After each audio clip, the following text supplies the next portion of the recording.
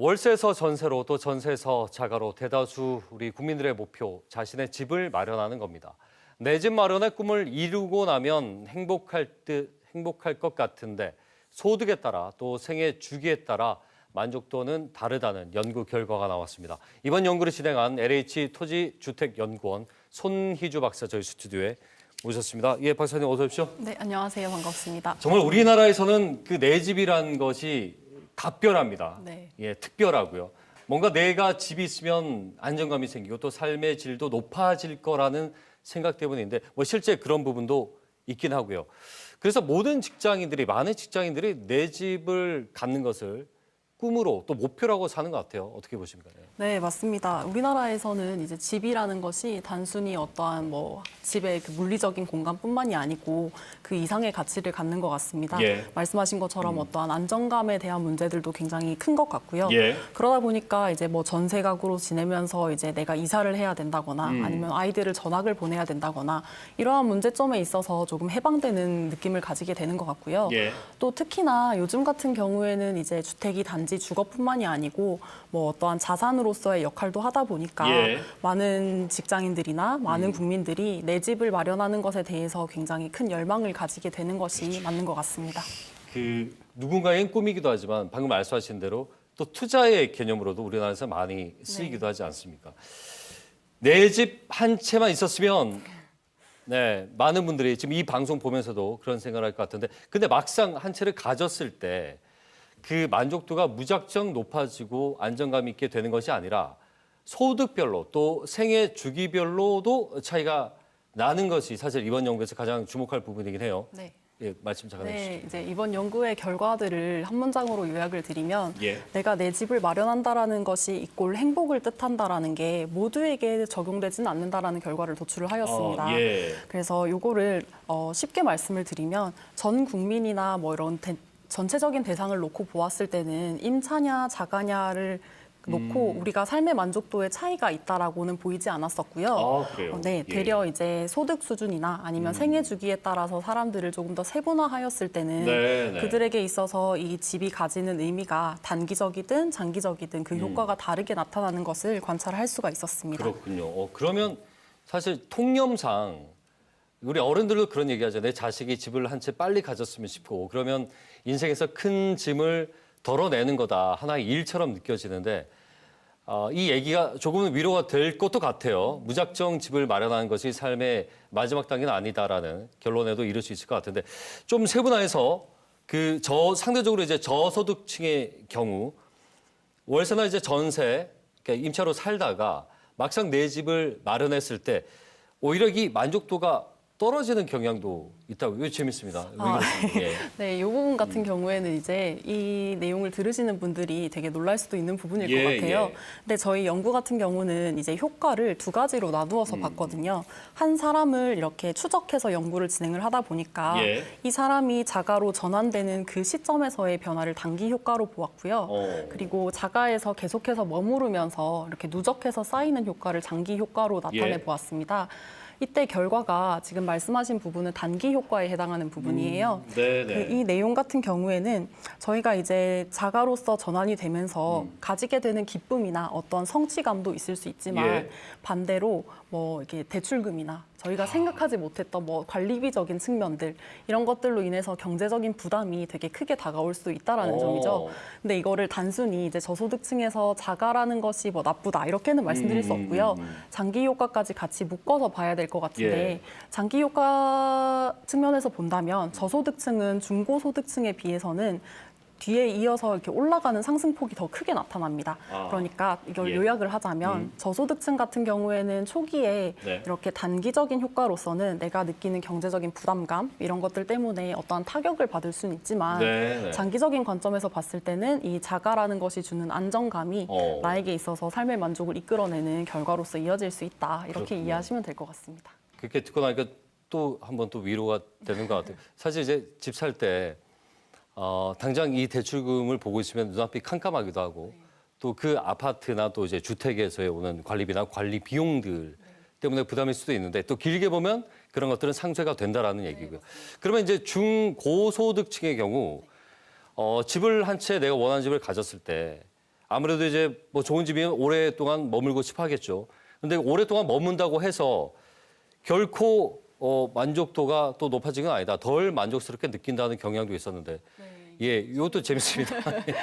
네, 이 부분 같은 네. 경우에는 이제 중고소득층이 저소득층이랑 되게 다른 결과를 나타냈습니다. 네네. 그래서 중고소득층의 단기랑 장기의 효과를 놓고 본다면 단기적으로는 중고소득층에서는 이 주택이 내가 어떻게 점유를 하고 있는가가 삶의 만족에 큰 영향을 주진 않습니다. 예. 그 이유는 이제 중고소득층 같은 경우에는 어느 정도 생활의 안정감을 가지고 있던 예. 사람들이기 때문에 자가로서의 전환이 거기에서 크게 어떠한 역할을 하지는 않는 것으로 드러났고요. 네, 네.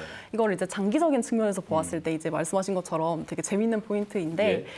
되려 이제 장기적으로 내가 자가를 유지하는 기간이 늘어날수록 삶의 만족도가 낮아지는 것으로 예, 드러났거든요. 그래서 이거를 저희 연구진도 되게 어떻게 풀어내야 할까 고민을 많이 했었는데 결과적으로는 기대 불일치 이론이라고 네. 사람들이 내가 이 집에 살면서 느끼게 되는 느낌들이 사실상 저희가 적응을 하면서 이게 초반에는 내 집이 너무 좋았지만 가면 갈수록 남들의 집들이 더 좋아 보이고 그리고 예. 저희 요즘같이 인터넷이나 TV가 많이 예, 예. 활성화된 시기에서는 비교를 할 수 있는 대상들이 계속해서 많아지거든요. 그러니까 그런 점에서 오는 어떠한 내가 기대는 높아지는데 거기에 부합하지 못하는 것에서 오는 불일치라고 저희는 해석을 하였습니다. 이걸 굳이 좀 더 깊게 보자면 인간의 이게 내면과도 관련 있는 문제인데 네, 맞습니다. 욕망은 끝이 없다라는 그렇죠. 네. 또 다른 차원에서 보면 그리고 이제 경제학적으로는 이제 한계 효용과도 네. 좀 맞닿아 있는 부분인 것 같네요. 그렇군요.